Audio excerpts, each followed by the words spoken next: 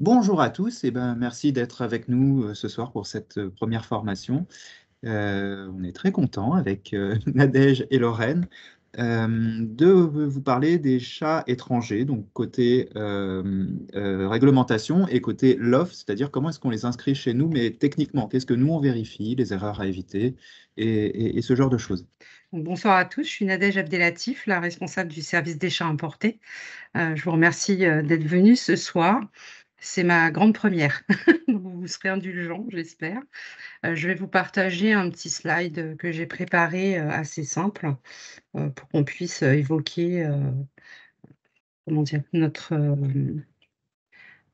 sujet de ce soir. Alors, hop, donc nous allons voir ensemble le formulaire de demande d'enregistrement que vous connaissez, je pense, pour la plupart. Les pièces qui sont demandées, leur importance, la présentation également, de notre outil métier pour vous montrer comment ça se présente quand nous on les enregistre, les erreurs les plus rencontrées qui font que vos dossiers sont bloqués, les particularités qui parfois, ne sont pas très claires, donc on va essayer de revenir dessus et puis bien sûr des questions-réponses, si vous en avez. Donc voilà le certificat d'enregistrement, la demande de certificat d'enregistrement, que vous pouvez trouver sur notre site internet, que vous pouvez télécharger dans l'espace adhérent. Vous avez enfin dans le coin des éleveurs, pardon. Vous avez donc, diverses pièces à fournir, donc la copie de la carte d'identification définitive. Pourquoi on insiste sur le fait qu'elle soit définitive? C'est parce que bien souvent, vous vous retrouvez dans des situations où vos chats importés sont mis, par exemple, en surveillance sanitaire, pour une histoire de date de vaccin. Lorraine reviendra un peu plus particulièrement là-dessus tout à l'heure. Donc on a besoin d'avoir la carte d'identification définitive. Voilà, une fois que tout est enregistré à l'ICAD, ça c'est important.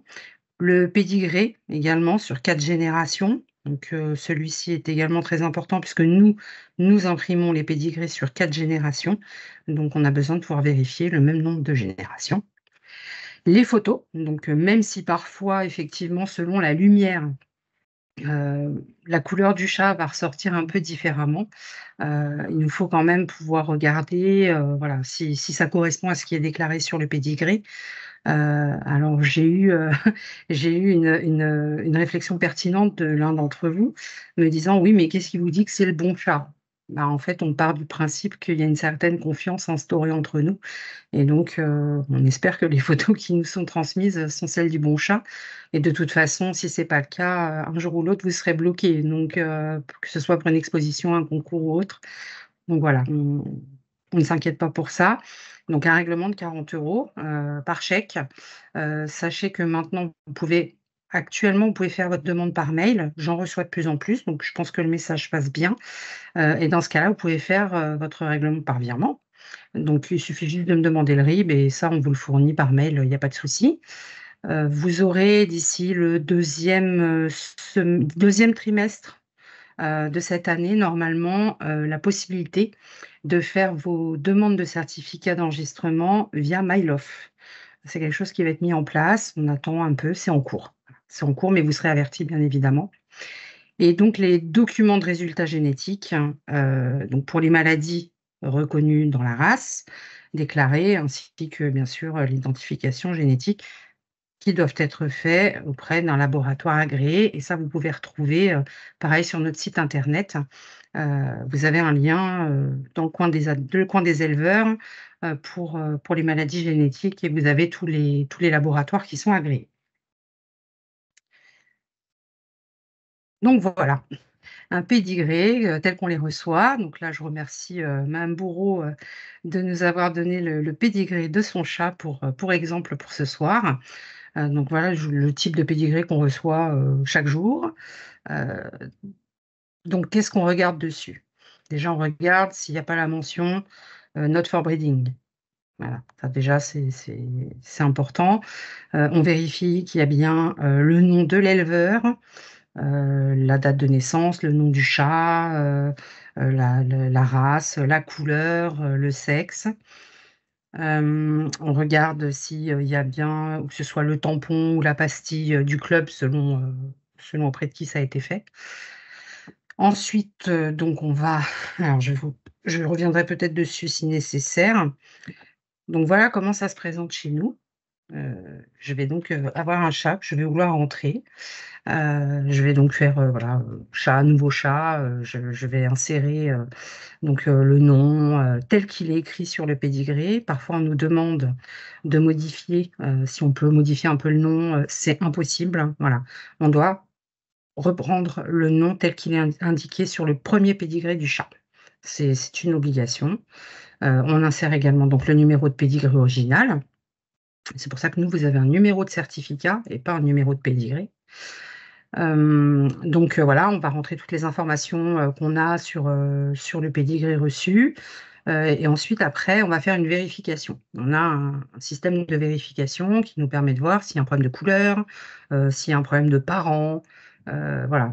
Toutes les anomalies, ressortent, au moment de la validation. Quand toutes les pièces sont complètes, donc qu'on a le pédigré, les photos, le règlement, que, le pédigré est complet, voilà, on peut valider, l'identification également. Donc comme vous pouvez le voir, en haut à droite, à côté d'identification, vous avez, bon, le début du numéro, vous avez le petit logo ICAD. Avec ce logo, en fait, nous on clique dessus, on est en lien direct avec la base de données de l'ICAD qui nous permet de vérifier que le chat est bien au nom de la personne qui fait la demande de certificat à l'instant T. Donc, ensuite, J'ai une petite question. pardon. S'il est indiqué not for breeding, qu'est-ce qu'on fait? Alors, on doit demander, donc ce qu'on demande, déjà on contacte, bien sûr le propriétaire du chat. On lui demande de voir avec, l'éleveur, naisseur, celui qui lui a donc, vendu le chat, pour faire modifier. Bien souvent, c'est une erreur, ça arrive, hein, ça arrive qu'il y ait des erreurs. Donc, le dossier est mis en attente. On ne le retourne pas, on le met en attente. Une fois qu'on reçoit, alors 2 cas de figure, si on reçoit le pédigré, corrigé, il y a pas de souci, on continue, l'enregistrement du chat. Si, l'éleveur ne veut pas faire modifier le pédigré, on ne peut pas l'enregistrer. Sauf, il y a quand même un cas et j'en ai eu un dernièrement, si le chat est stérilisé, castré, qu'il s'agit juste de le présenter, voilà, en exposition, on peut le faire, en ayant un certificat vétérinaire, bien sûr, attestant, de la castration, de la stérilisation du chat. Mais sinon, voilà, sinon on ne peut pas l'enregistrer puisqu'il est pas pour, il est pas là pour reproduire, donc il a été vendu pour compagnie très certainement et donc on n'est pas autorisé à les enregistrer. Voilà. Ça répond à la question. Oui, madame. Donc voilà les problèmes les plus fréquemment rencontrés. Alors les photos manquantes, comme je vous disais, ça c'est dommage parce que c'est un élément simple. On a tous des photos de nos chats, je pense. Il suffit de nous transmettre des photos de qualité, correctes, par mail. J'insiste sur l'envoi par mail. On en reçoit encore pas mal, par courrier en même temps, que les demandes de certificats et c'est dommage parce que déjà ça vous fait imprimer, voilà, en couleur, pour rien finalement, parce que parfois la qualité est vraiment pas très correcte. Par mail, c'est quand même beaucoup plus simple, les photos sont plus nettes. Donc n'hésitez pas à les envoyer, sur le mail certif, arobase love.so.fr, là où vous envoyez également vos demandes de certificats par mail. Les pédigrés non conformes, donc comme je vous le disais, c'est un pédigré qui ne comporte pas toutes les choses, que nous vérifions, ce dont je vous ai parlé précédemment. Si nous n'avons pas le nom de l'éleveur, d'origine, si la couleur, je ne sais pas, est indiquée, de façon, très, très bizarre, je vais avoir, abricot, c'est pas clair en fait. C'est pas dans la nomenclature, on peut pas, rentrer une couleur, comme ça, surtout si on n'a pas les photos avec pour nous permettre de juger de la couleur avec l'aide, d'ailleurs, d'Aline Garel, notre juge, qui nous aide beaucoup. Pour confirmer les couleurs des chats quand on a un doute. Il va y avoir, la date de naissance également qui va être, différente de celle, indiquée, sur la déclaration ICAD. Ça arrive très souvent, ce genre d'erreur. Ça c'est pareil, vérifiez bien. Quand vous faites vos déclarations, avec le vétérinaire, quand le vétérinaire fait les papiers d'importation, vérifiez bien qu'il ne se trompe pas de date de naissance quand il l'indique sur l'ICAD. Vous avez donc les règlements incomplets. Ça arrive encore, sachant que les tarifs ont changé au 1er juillet 2023. On ne devrait plus avoir de soucis, mais beaucoup d'entre vous avaient encore les anciens formulaires. Donc, je vous invite quand même à télécharger le nouveau formulaire qui est mis à jour et qui a le bon montant, donc 40 € et non plus 25 €. C'est valable aussi pour les DSN, les pédigrés, parce qu'on continue à recevoir avec Tout des à fait, formulaires avec les vieux logos, mais les très c'est vieux ça. logos. Les très, très vieux, j'en ai également avec les très vieux logos qui arrivent. Donc, ça, ouais, vraiment, il faut télécharger les mises à jour, voilà, sur notre Et site. sur le site, on essaye de nettoyer ce qu'il y a sur Google, mais pour le moment, il y a encore quelques liens qui traînent. Mmh.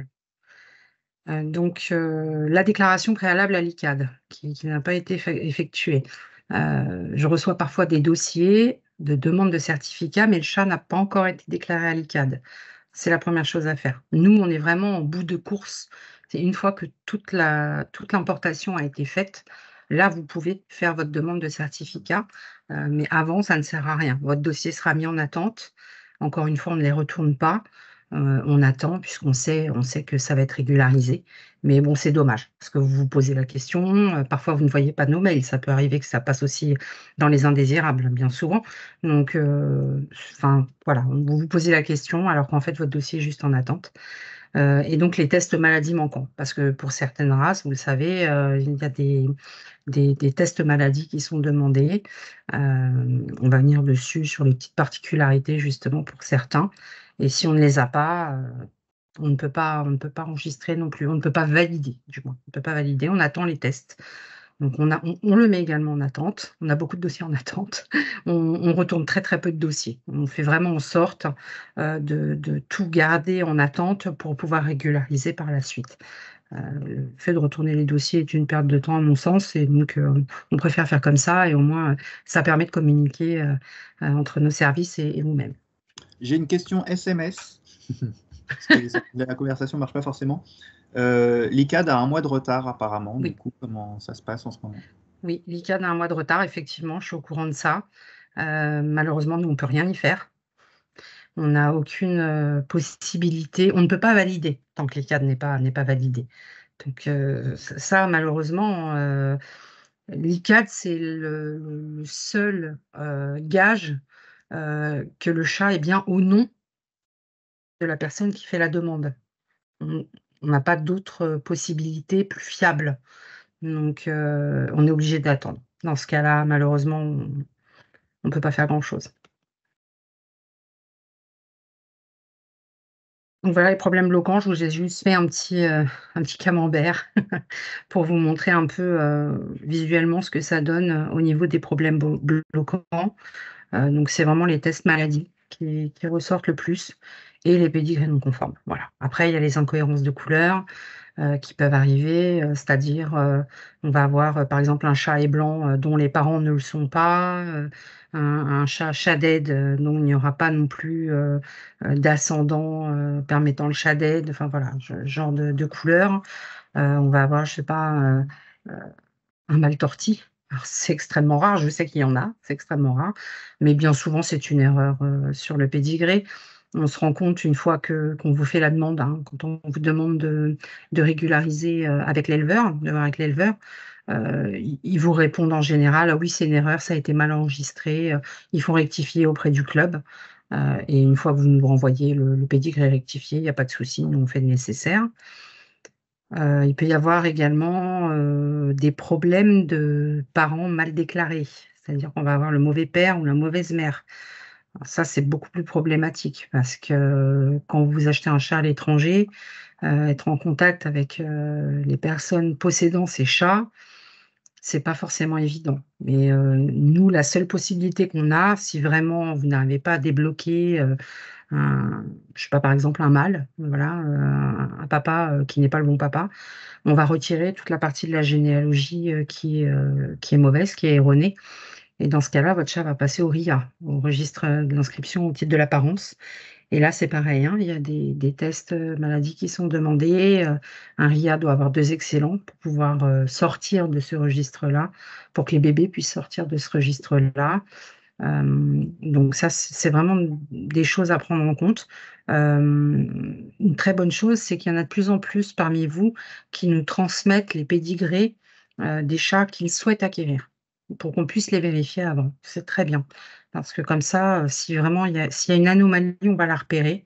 Alors on n'est pas fiable, c'est pas fiable à 100%, bien évidemment, nous ne sommes pas des ordinateurs, mais quand même, ça permet grandement d'éviter des blocages comme ça, qui sont un peu compliqués à régler au final. Donc voilà les petites particularités dont je vous parlais pour les tests, hein. Donc le test FOL obligatoire pour les Scottish et Highland. Il y a encore quelques éleveurs quand même. Je pense que ce sont surtout de jeunes éleveurs qui débutent, qui ne savent pas ou qui ne se rendent pas compte qu'ils doivent faire le test FOL, donc c'est une obligation, avec l'identification génétique également.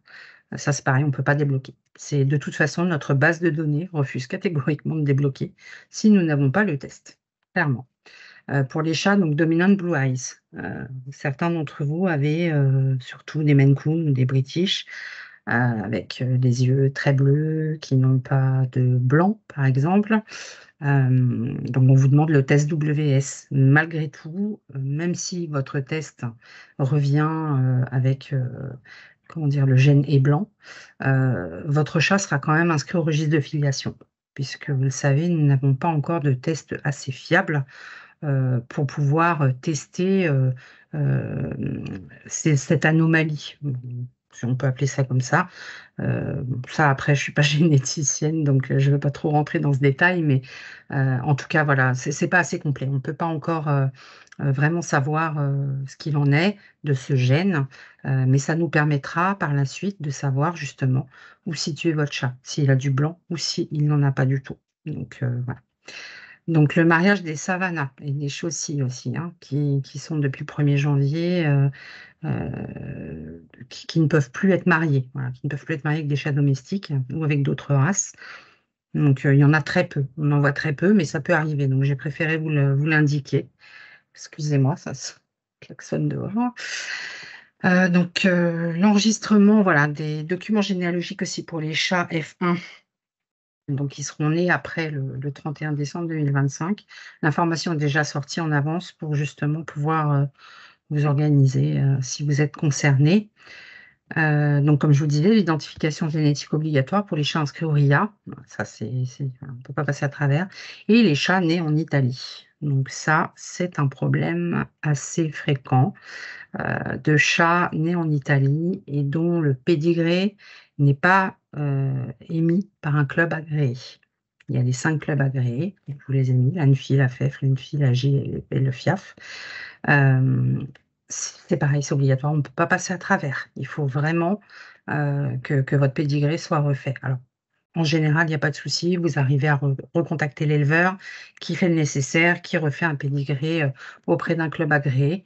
Mais c'est toujours, toutes ces petites choses font que vous avez des temps de traitement qui se rallongent, sachant que dans notre service aux chats étrangers, on est peu. Nous sommes 2,5, 2 à plein temps, plus une qui est partagée entre 2 services.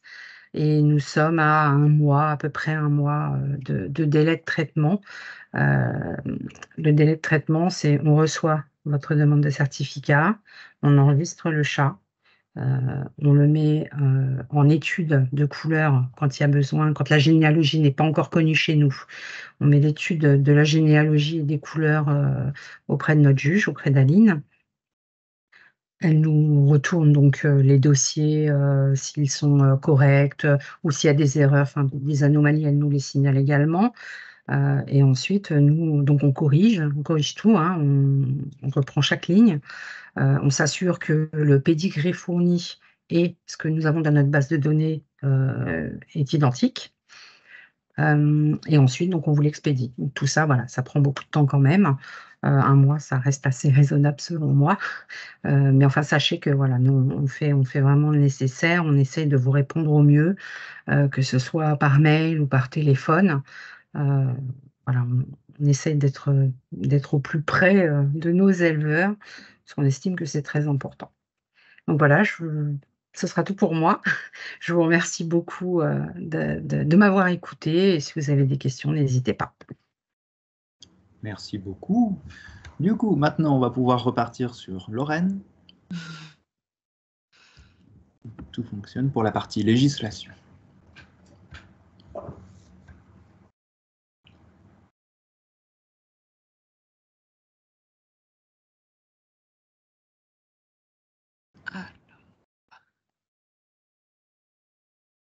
Voilà, je crois que tout est bon. Parfait. Bonjour à tous, du coup je me présente, je m'appelle Lorraine Caden-Tulic et je suis la responsable bien-être animal et veille juridique du LOF. Et du coup aujourd'hui on va voir ensemble toute la réglementation concernant les chats étrangers et l'import notamment de chats. Et on va vraiment scinder cette présentation en deux parties. On va d'abord voir la circulation des chats dans l'Union européenne, qui est facilitée, on va voir qu'il y a un certain nombre d'éléments qui sont facilités. Et ensuite, on va voir la réglementation qui concerne l'importation d'un animal qui est par contre là originaire d'un pays tiers.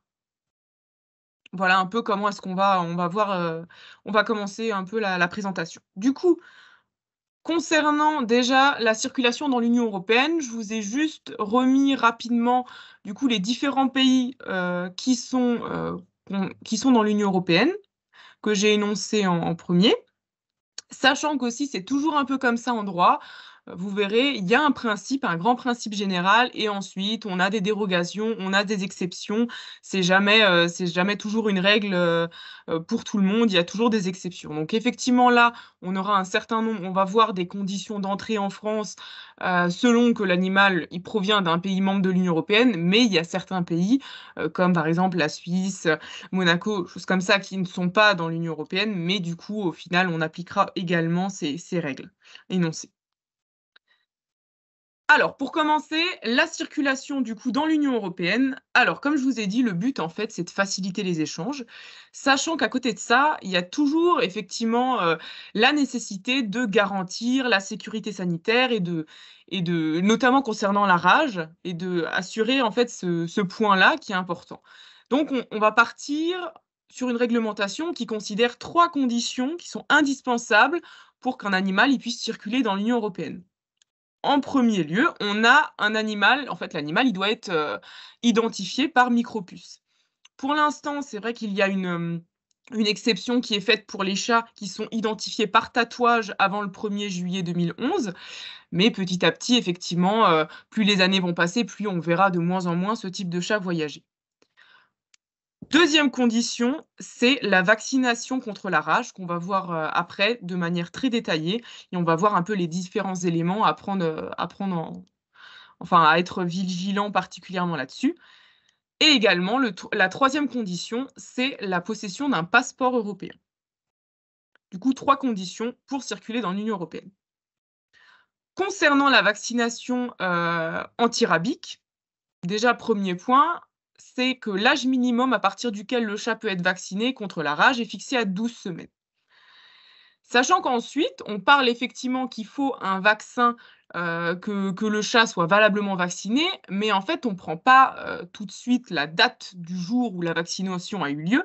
Il faut attendre un délai de 21 jours qui soit passé pour qu'on considère qu'effectivement la protection du chat, elle est OK. Et donc ça, c'est par exemple, c'est un point particulier qui peut être vu au niveau de l'ICAD. Et l'ICAD peut par exemple vous bloquer s'il voit au niveau de l'âge de votre chat, au niveau de l'âge de, enfin la date à laquelle vous avez fait la vaccination au niveau de la rage et la date du transport, choses comme ça, vous voyez un peu que les délais ne sont pas respectés, il peut clairement vous bloquer le dossier. Et ensuite, bah, nous, au niveau du LOF, on sera également mis en attente là-dessus. On sera soumis, on va dire, à la quarantaine ou choses comme ça, mis en place par l'ICAD. Donc ça, c'est vraiment au jour près, il faut vraiment faire attention à ce délai de 21 jours. Par la suite, donc du coup, effectivement, on a une première vaccination antirabique, mais après, par la suite, il y aura des rappels à effectuer. Alors, je peux pas vous donner une date ou enfin un délai qui est universel pour tous les vaccins, parce qu'en fait, en fonction du produit utilisé, il y aura en fait des délais de rappel qui seront assez variables. Souvent, voilà, on a la première vaccination et ensuite, bah, on peut avoir un rappel et ensuite on est de 1 à 3 ans maximum de rappel, mais ça dépend vraiment du produit utilisé. Donc ça, c'est en fait, vraiment, faut être vigilant là-dessus, mais c'est assez variable en fait en fonction des fabricants et des pays. Concernant du coup la vaccination antirabique, le rappel de vaccination pratiqué en dehors de la période de validité est considéré comme une primo-vaccination. Donc si on a dépassé le délai, on repart du début. Et du coup, pareil, le vaccin, voilà, il faudra attendre 21 jours pour qu'il soit considéré comme une protection efficace et à la suite. Voilà. Concernant le coût, je vous ai mis une petite fourchette. On est entre 40 et 60 euros, mais tout ça dépend à peu près aussi de l'endroit géographique où vous vous trouvez. Sachant que de manière générale, là, je vous donne un certain nombre d'éléments, mais le meilleur conseil, il viendra de votre vétérinaire. Et je vous ai juste mis en dessous le site internet où vous pouvez retrouver en fait si par exemple, je ne sais pas, vous voulez avoir des informations sur le type de vaccination ou le type de produit que vous avez utilisé et les rappels, en fait, en fonction des rappels, et ben, vous avez ce site internet qui vous donne vraiment tous les éléments vétérinaires et toutes les caractéristiques, les résumés sur les vaccins, leur délai de rappel, choses comme ça. Donc, vous pouvez voir un peu les différentes caractéristiques du vaccin sur ce site. Ok, donc on a vu. Première condition, l'identification. Deuxième condition, vaccination antirabique. Troisième condition, c'est le passeport européen. Donc, c'est le document officiel qui est établi par un vétérinaire. Il y a un numéro unique qui est mis dessus.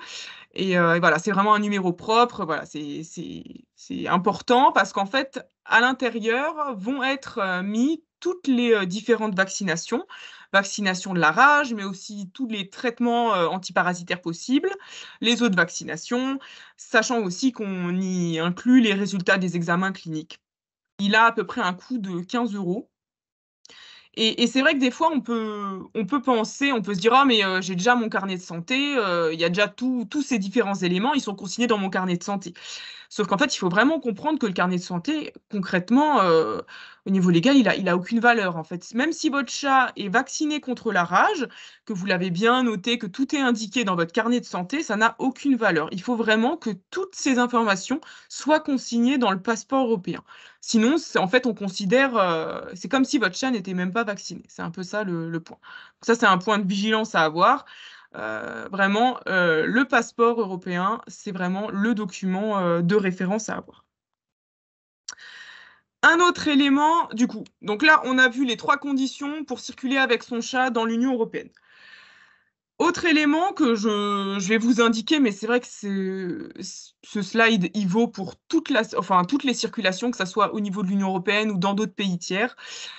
C'est vrai que ce qui est particulièrement important, c'est de se renseigner au préalable avant d'effectuer un certain nombre de voyages et je vais vous énoncer du coup différentes entités, notamment la première entité, vers laquelle on peut se retourner pour essayer d'avoir des informations, c'est la DDPP ou la DDE-TSPP de là où vous avez votre domicile.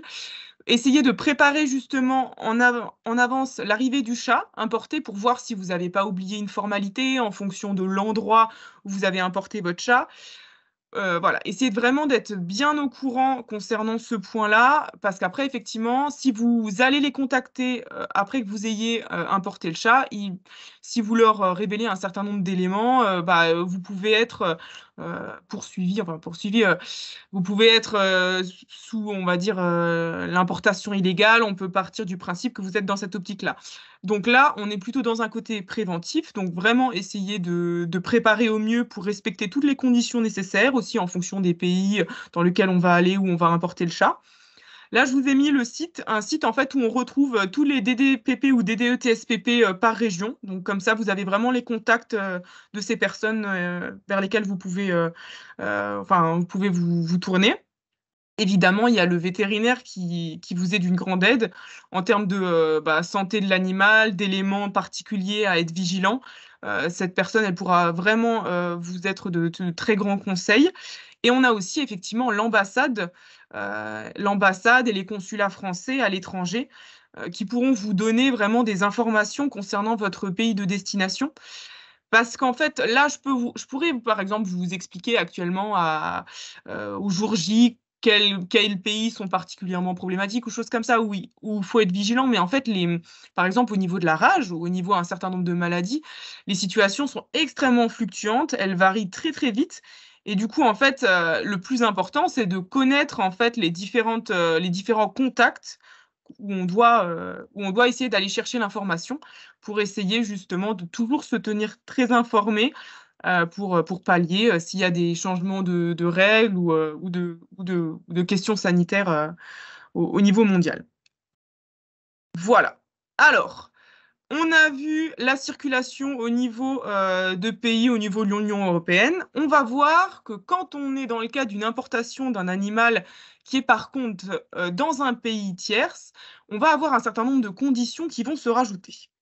On a toujours l'identification par micropuce qui est nécessaire, la vaccination de la rage avec les éléments que je vous ai énoncés juste avant qui est toujours d'actualité.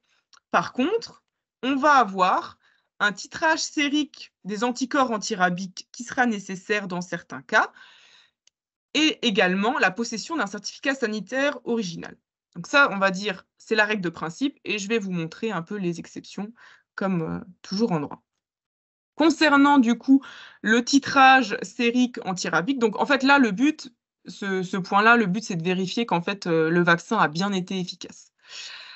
En fonction, ce qui a été énoncé du coup au niveau de ces règlements, c'est que même si ces pays du coup sont des pays tiers par rapport à l'Union européenne, il y a un certain nombre de pays du coup qui sont dispensés de ce titrage sérique. Donc là, je vous ai mis la liste, mais vous pouvez la retrouver au niveau de ce règlement. Voilà, ça concerne le Mexique, le Canada, la Fédération de Russie. Voilà, au niveau de ces pays-là, du coup, ils sont dispensés de ce titrage sérique. Concernant ce titrage, quand on est dans le cas du coup de pays qui ne sont pas dispensés, ils seront obligés du coup, on est obligé du coup de passer par ce test. Alors, je vais vous énoncer du coup différents éléments. Ce test, en fait, comme je vous ai dit, le but, c'est de vérifier l'efficacité du vaccin. Il faut que le test soit supérieur ou égal à 0,5 au niveau millilitre. Et ça doit être surtout effectué par un laboratoire qui est agréé au moins 3 mois avant l'importation, à compter de la date de prélèvement. Donc ça, c'est quelque chose à bien prévoir en amont, 3 mois. L'animal doit avoir une vaccination antirabique en cours de validité au moment de la prise de sang. Donc là, pareil, il faut qu'il y ait une continuité dans la vaccination. Sachant que le délai de 3 mois ne s'applique pas en cas de réintroduction d'un animal de compagnie sur le territoire de l'Union européenne, si le titrage avait été réalisé avec un résultat favorable avant qu'il n'ait quitté le territoire de l'Union européenne. Et par la suite aussi, ce qu'il faut prendre en compte, c'est que le résultat du titrage sérique, en fait, il reste valide durant toute la vie de l'animal, sous réserve en fait qu'on ait continué justement à avoir une vaccination contre la rage valide en respectant les différents rappels. Et du coup, en fait, ça suffira, un titrage sérique sera valable à vie pour l'animal. Je vous ai indiqué en bas un lien, en fait, avec la liste des différents laboratoires agréés, parce que ce n'est pas n'importe quel laboratoire. Il y a du coup une liste qui est bien définie, et en fonction des pays, ça vous donne un certain nombre d'éléments et de données. Comme je vous l'ai dit, du coup, on avait à la base, pour l'importation d'un animal d'un pays tiers, on avait l'identification, la vaccination contre la rage, le titrage qu'on vient de voir, et on a le certificat sanitaire. Concrètement, c'est quoi le certificat sanitaire? Ça remplace, en fait, nous, on a un passeport européen au niveau de la circulation de l'Union européenne, mais en dehors de cette Union européenne, c'est le certificat sanitaire, en fait, qui va jouer. Et du coup, il faudra que le chat on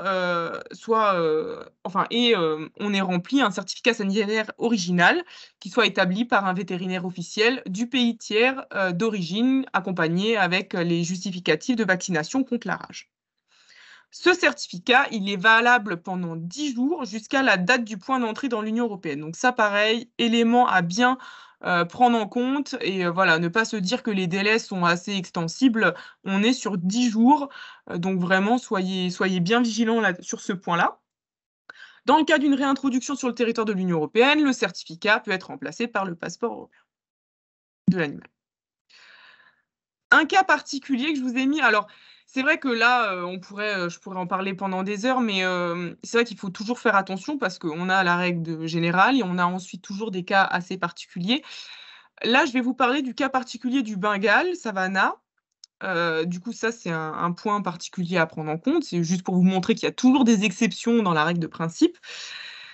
Les chats Bengale et Savannah sont reconnus par le livre officiel des origines félines comme des races à part entière. Toutefois, si l'appartenance à ces races ne peut être prouvée par le propriétaire au moment de l'importation, du coup via un certificat de naissance ou de pédigré, l'animal devra être considéré comme un animal hybride et l'importation d'une telle espèce nécessite la délivrance préalable d'un permis d'importation, démarche à effectuer auprès de la Direction régionale de l'environnement, de l'aménagement et du logement concerné. Donc ça, c'est juste un exemple pour vous montrer un peu le type d'éléments, d'exceptions qu'il peut y avoir en fonction des particularités. Alors, un autre point, donc là, on est toujours au niveau de l'importation d'un animal ou d'un pays tiers, mais là, on va plutôt être dans un mouvement non commercial. Il y a un certain nombre de règles qui s'appliquent et je vais vous indiquer les dérogations. Dans le cadre d'un mouvement non commercial, en fait, le nombre d'animaux maximum est fixé à 5. À la base, normalement, quelqu'un, il ne peut pas voyager avec plus de 5 ou 5 chats, on va dire, si on est dans le cadre d'un mouvement non commercial. Par contre, il existe des dérogations, donc des exceptions. En fait, ça va être possible de voyager avec plus de 5 chats lorsque le mouvement a lieu en vue d'une participation à des concours félins. Concours ou entraînement, c'était ce qui est indiqué. Et dans ce cadre-là, pour que cette exception puisse être établie, il faut que le propriétaire ou la personne autorisée présente en fait une preuve écrite de l'enregistrement. C'est pas juste indiquer que voilà, il faut indiquer que les animaux transportés sont bien enregistrés à un concours félin. Et il y a aussi une condition d'âge qui est fixée. Il faut que ces animaux ils soient âgés de plus de 6 mois. Voilà le point. Ensuite, concernant l'importation d'un animal d'un pays tiers, là, par contre, on est dans un mouvement commercial. Donc juste avant, je vous parlais de participation à des concours félins, mouvement non commercial, par exemple les vacances ou choses comme ça. Là, dans le cas d'un mouvement commercial avec des pays tiers, il y a un certain nombre de points. En fait, il y a des obligations qui vont se rajouter, notamment l'inspection dans un poste de contrôle frontalier, désigné en fait concernant l'espèce, enfin spécifiquement à l'espèce qu'on transporte. Je vous ai mis le site des douanes de France justement qui répertorie les différents postes de contrôle frontalier. Il faut aussi que le pays de provenance soit autorisé, donc ça c'est indiqué au niveau de ce règlement. Et également, effectivement, il y a un modèle d'un certificat sanitaire qui doit absolument être utilisé dans ce point-là. Effectivement, il y a plus de contraintes, enfin plus de contraintes ou de contrôles dans le cadre d'un mouvement commercial, du coup d'une vente d'un animal. Concernant les modes de transport, donc là, je vais rester peut-être assez général parce que c'est extrêmement riche et puis on n'aurait pas le temps de tout évoquer. Mais par contre, je vais vous indiquer quand même des points particuliers à prendre en compte. Concernant en fait les règles d'admission, ce qu'il faut bien comprendre, c'est qu'elles sont propres à chaque compagnie. Donc en fait, il n'y a pas de caractère réglementaire qui indique un certain nombre de points. Ce qui veut dire qu'en fait, il y aura vraiment de grandes disparités. Alors effectivement, je peux vous parler de certaines règles qui sont souvent assez reconnues en fonction des compagnies, mais en fait, il peut vraiment y avoir des grandes disparités en fonction de certaines compagnies. Et effectivement, il y a aussi la législation en fait de chaque pays qui peut être différent. La législation des pays de destination qui peuvent être différents et du coup, des modifications de réglementation sur ce point-là. Par exemple, il peut y avoir des demandes pour un transport en avion, il peut y avoir des demandes de certificats de bonne santé qui doivent être qui doivent être faits dans les jours précédant le départ. Il peut y avoir aussi des refus purs et simples d'avoir des animaux en cabine ou même au sein de l'avion de manière générale. Effectivement, actuellement, on considère que effectivement, si l'animal il fait moins, ou en tout cas le maximum c'est 5 kilos, il peut être en cabine. Ça effectivement, c'est une règle assez générale, mais il faut toujours vérifier auprès des compagnies, parce qu'il y a certaines compagnies qui refusent juste, pur et simplement en fait, de prendre des animaux.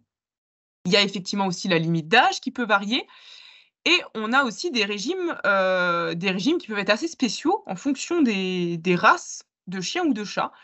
Notamment, les brachycéphales qui peuvent être, il a déjà été le cas de certaines compagnies qui, par exemple, interdisaient en soute, les persans, en considérant qu'au niveau respiratoire, ils avaient eu des problématiques et du coup, ce type de chat était interdit.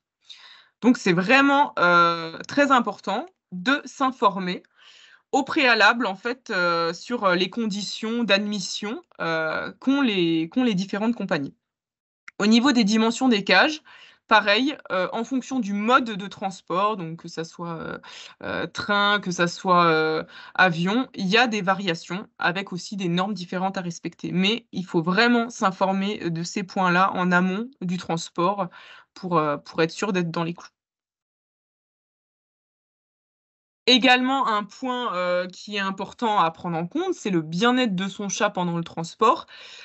Alors le but, en fait, c'est d'essayer, ça ne sera pas toujours spécialement un super moment pour son animal, mais le but, c'est d'assurer sa sécurité, la santé de son animal en essayant au maximum de limiter, en fait, le stress qu'il pourrait avoir dans le transport. Il y a aussi pareil, je pourrais vous faire un exposé extrêmement détaillé, mais il y a plein d'éléments à prendre en compte. Il faut aussi voir la personnalité de son chat, les caractères. Est-ce qu'il a l'habitude? Est-ce qu'il a pas l'habitude? Il y a plein d'éléments à prendre en compte. Par contre, je vous ai mis un point de vigilance qui semble assez, être relevé par pas mal d'éléments. Souvent, en fait, il faut vraiment faire attention à l'hydratation et notamment la déshydratation en fonction de la chaleur ambiante et de la durée du transport. Parce qu'il y a ce point-là qui peut vraiment être problématique, dans une ambiance où nous on est assez à l'aise. Les animaux peuvent se déshydrater assez vite et si, le trajet est assez long, tout de suite ça peut poser, des problématiques. Donc ça, c'est un point de vigilance que je vous mets, mais il y en a énormément encore, d'autres. Sachant qu'effectivement, le but là, ça serait d'essayer d'améliorer en fait la perception du trajet de son animal avec différents éléments. Par exemple, le familiariser à la caisse de transport, que ça soit pas un élément qu'il découvre, le jour du transport directement, essayer de le familiariser, qu'il soit à l'aise avec ça, faire des petits trajets pour qu'il comprenne que c'est OK. Assurer aussi du confort dans la cage, jouer, alors à voir en fonction, hein, il y a un certain nombre de chats qui vont pas spécialement jouer pendant le transport, mais voilà, essayer d'assurer un environnement confortable, à son chat pour qu'il soit le plus à l'aise possible. Essayer de voir aussi la limitation du temps de trajet. Est-ce qu'en fonction des modes, de transport utilisés, ça sera plus ou moins long? Essayer de limiter, ce temps, passé. Enfin voilà, il y a pas mal d'éléments qui peuvent être mis en place pour essayer d'assurer quand même le bien-être de son chat pendant le transport. Sachant qu'en cas de vraiment gros stress, la personne qui pourra le mieux vous aider dans ce point-là, ça sera votre vétérinaire et vous pourrez voir avec lui, les solutions possibles, médicamenteuses ou non, en fait, pour essayer de soulager votre animal sur ce point-là. Autre point là, du coup, on est passé bien-être animal, mais là je reviens en fait sur tout ce qui est réglementation. Une petite, remarque, générale, mais qui est très importante. Le chat, en fait, il doit toujours être identifié dans son pays d'origine. Ça, c'est un point vraiment très important à garder en tête et il faut absolument pas importer un chat non identifié parce que c'est considéré comme illégal. Et du coup, je vais quand même vous énoncer les différentes sanctions. En fait, si on respecte pas toute la réglementation que je vous ai énoncée, qui a été quand même posée par les textes, en fait, on encourt quoi concrètement? C'est ça un peu la question. Donc en cas, en fait, de conditions si on ne remplit pas les différentes conditions sanitaires, les agents qui sont chargés du contrôle, ils peuvent, prescrire toujours aux frais du propriétaire la réexpédition de l'animal, dans son pays justement tiers, pays d'origine, la mise en quarantaine et son euthanasie également. Donc ça, c'est quand même des points vraiment à prendre en compte. Par la suite, en fait, s'il y a eu, un manquement justement à ce règlement et qu'en fait, le manquement à ces conditions sanitaires a fait naître ou a fait en fait ou a contribué à répandre involontairement, une épizootie chez les vertébrés domestiques ou sauvages ou chez les insectes, les crustacés, les mollusques. Donc voilà, si par notre fait, au final, on a répandu involontairement une maladie, eh ben, on est puni d'une amende de 300 000 € et une peine d'emprisonnement de 2 ans. Et la dernière sanction ultime, on va dire ça, dans le cas, pareil, d'un manquement au niveau de ces différentes conditions sanitaires énoncées, mais que par contre, là, ça a entraîné des atteintes graves pour la santé humaine. On n'est pas juste sur des maladies au niveau des animaux, comme je vous l'ai énoncé dans le deuxième point. Là, on est vraiment sur des atteintes graves sur la santé humaine et animale. Là, on est sur des peines d'emprisonnement de 5 ans d'emprisonnement et 600 000 € d'amende. Donc voilà, ça rigole pas sur ce point-là. Il faut vraiment être très vigilant. Et au niveau des informations qu'on a, par exemple, si on prend l'exemple de la rage, les cas de rage qui ont été énoncés ou qui ont été repérés viennent de cas en fait d'importation, de personnes qui ont importé des animaux de l'étranger sans prendre en compte en fait les conditions sanitaires qui étaient exigées. Et du coup voilà, c'est différent.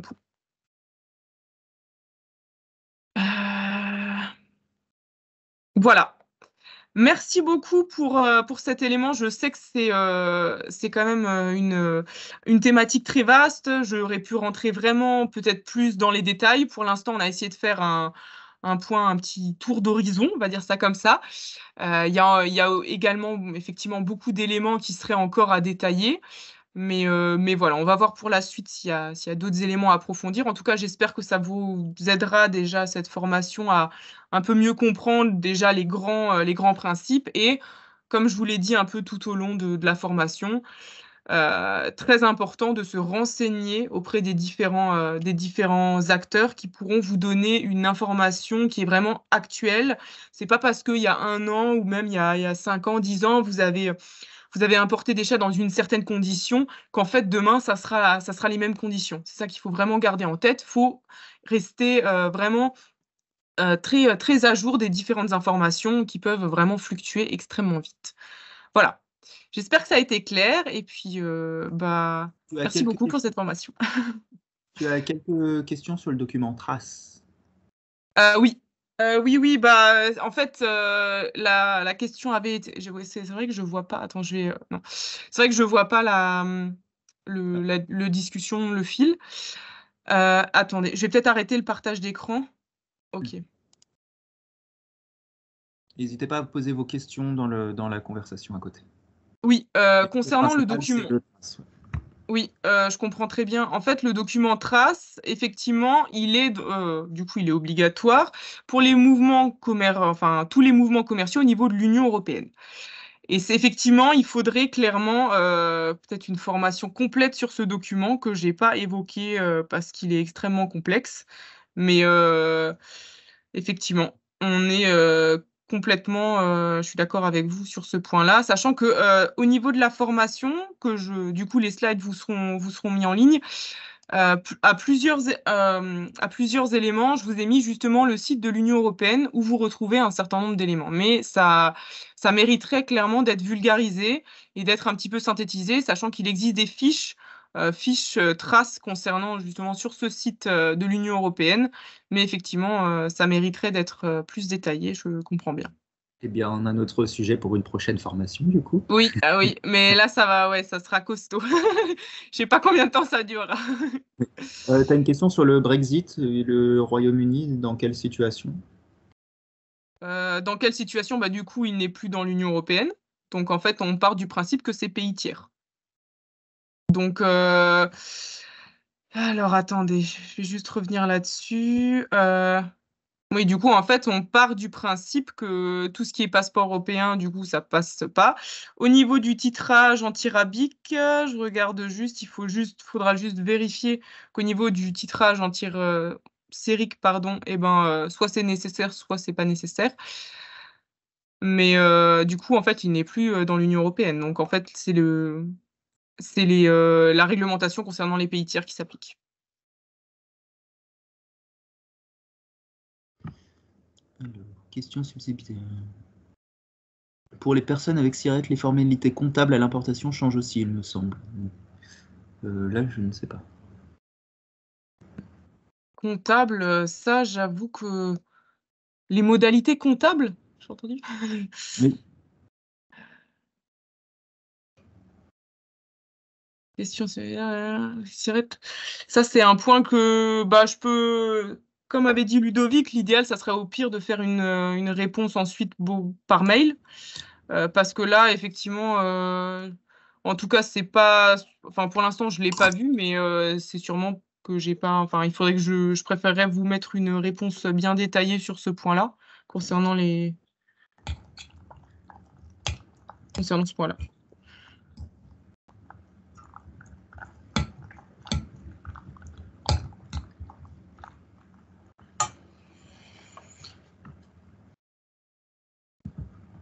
Avez-vous d'autres questions? Et si vous levez la main, je peux même désactiver le micro, si vous voulez. On a encore quelques minutes, donc on peut... Hop, j'arrive, Claudine. Hop, autoriser le micro. Donc, normalement, tu peux activer ton micro, Claudine.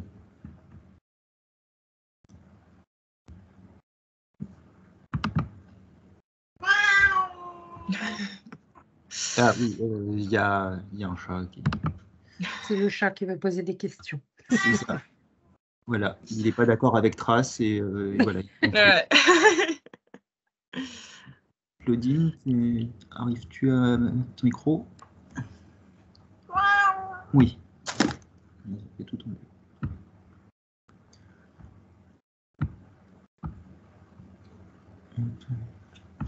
Sinon, écrit dans la conversation.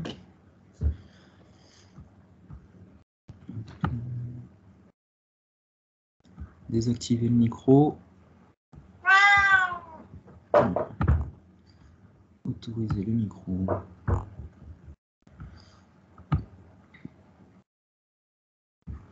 Non, je suis désolé, Claudine, je n'arrive pas à forcer l'activation du micro. J'ai une question dans la conversation.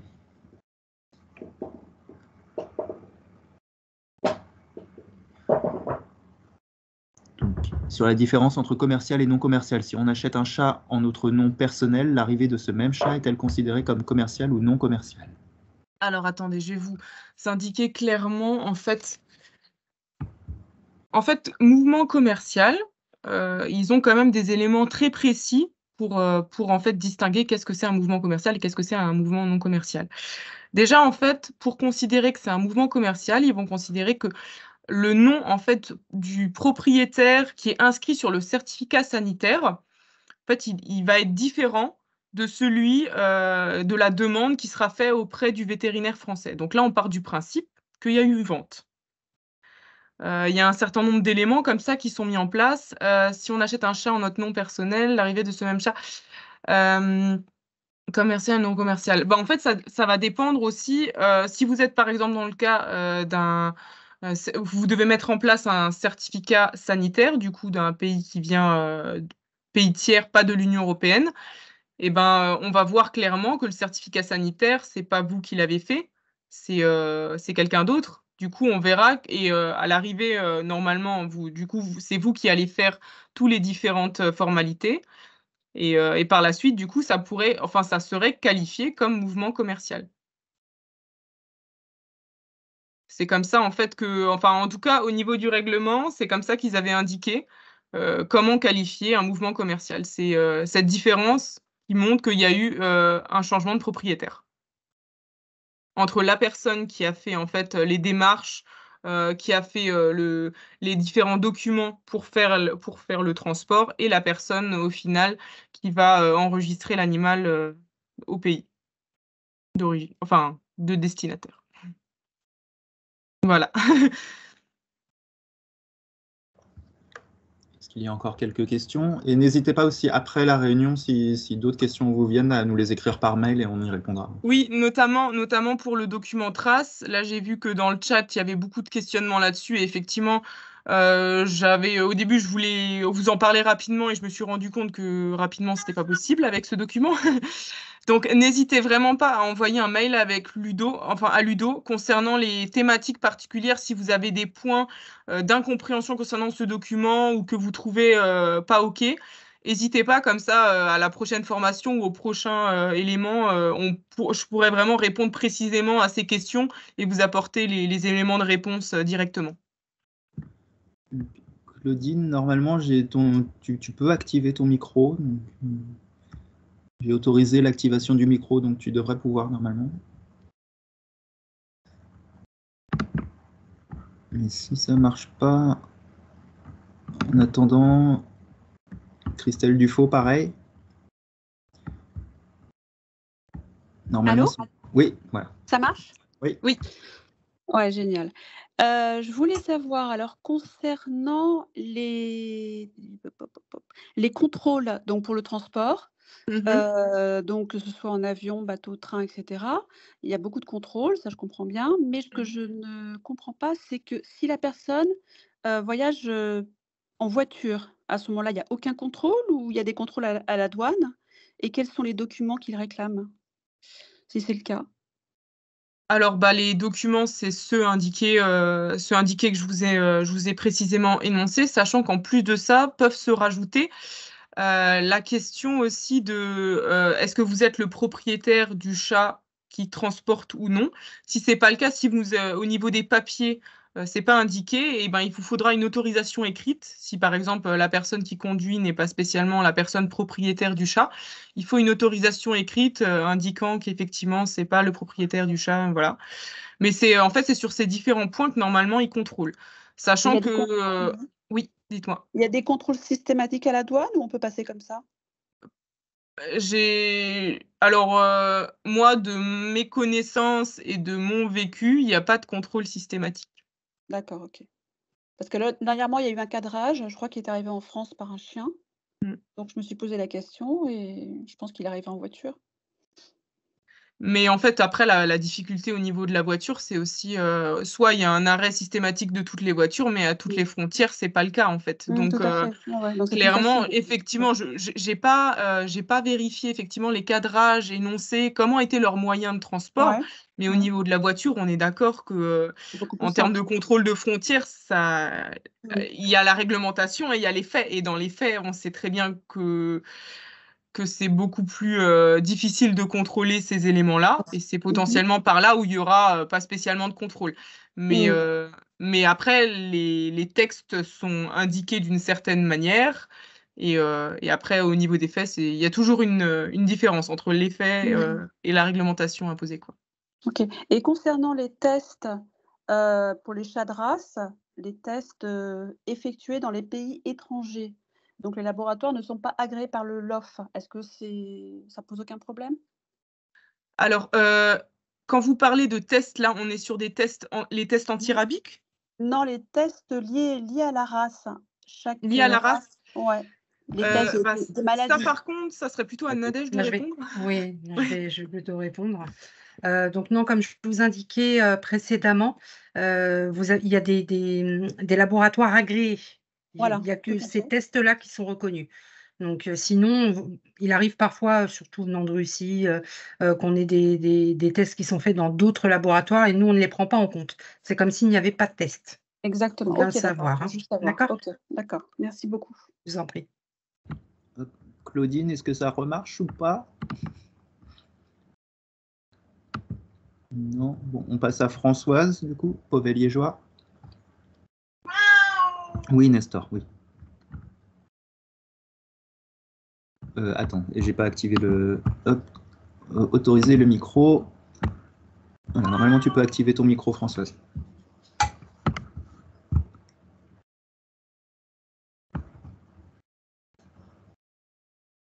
Ou pas.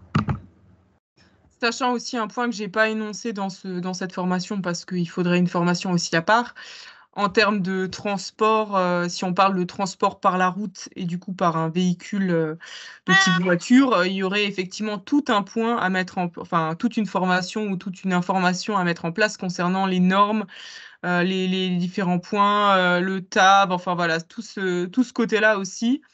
il y aurait aussi tout un élément de formation à mettre en place concernant les normes qui sont exigées, concernant le moyen de transport en lui-même.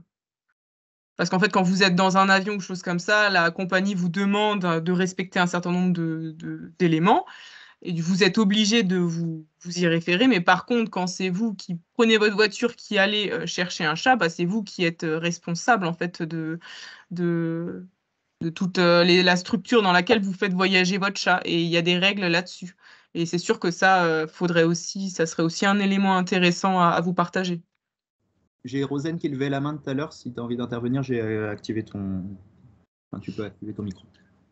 Merci. Donc, Rosane, je suis la directrice des services techniques du LOF et je voulais juste apporter une toute petite précision à ce qu'a dit Nadège par rapport aux tests génétiques.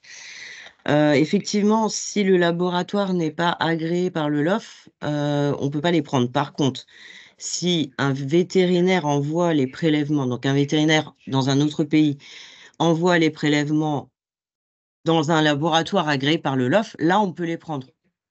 Simplement, il faut que ce vétérinaire puisse être trouvé sur le net comme praticien, en fait.